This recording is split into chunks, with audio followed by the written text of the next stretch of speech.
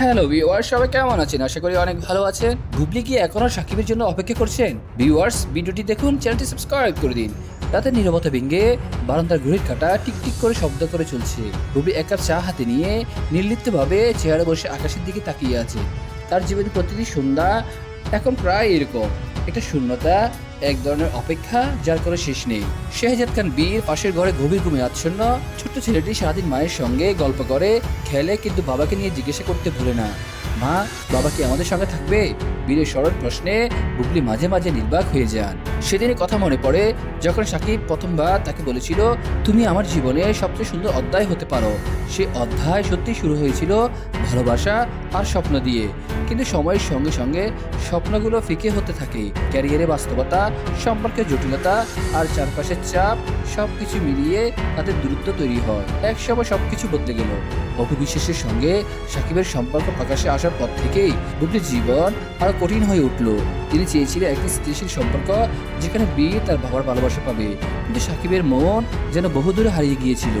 এখন রাতে যখন একাকী বসে থাকেন, ভাবেন তিনি কি এখনো সাকিবের জন্য অপেক্ষা করছেন? হয়তো অপেক্ষা করছেন, হয়তো করছেন না, কিন্তু সম্পর্ক কখনো শেষ হয় না, শুধু বদলে যায়। একদিন সকালে বুবলি বীরকে নিয়ে বের হলেন। একটি পার্কে বসে থাকতেই পেছন থেকে একটি পরিচিত কণ্ঠস্বর শুনতে পেলেন। পেছন থেকে সাকিব খান বললেন, কেমন আছো?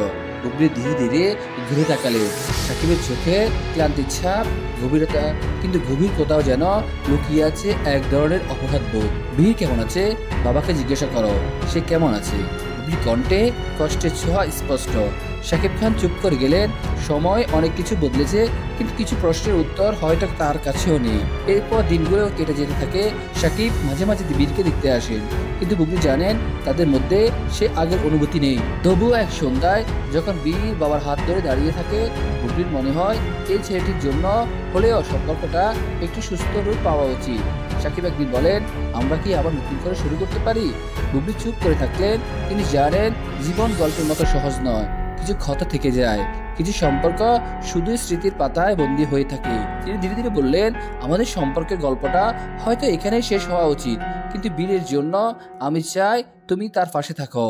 সাকিব কিছু বললেন না, কিন্তু তার চোখে সম্মতের ইঙ্গিত ফুটে উঠল। বুবলি জানেন তিনি আর সেই পুরনো অপেক্ষায় নেই।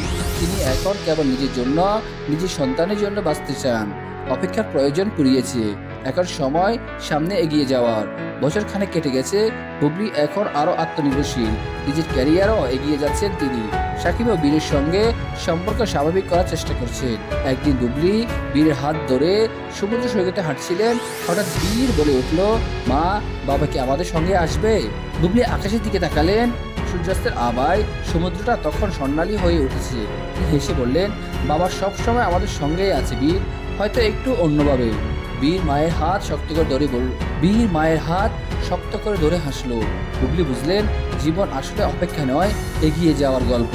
সো ভিউয়ার্স, আপনাদের কি অভিমত তা অবশ্যই কমেন্টে জানান। পরবর্তী আপডেট পেতে আমাদের সাথে থাকুন, চ্যানেলটি সাবস্ক্রাইব করে দিন। ধন্যবাদ।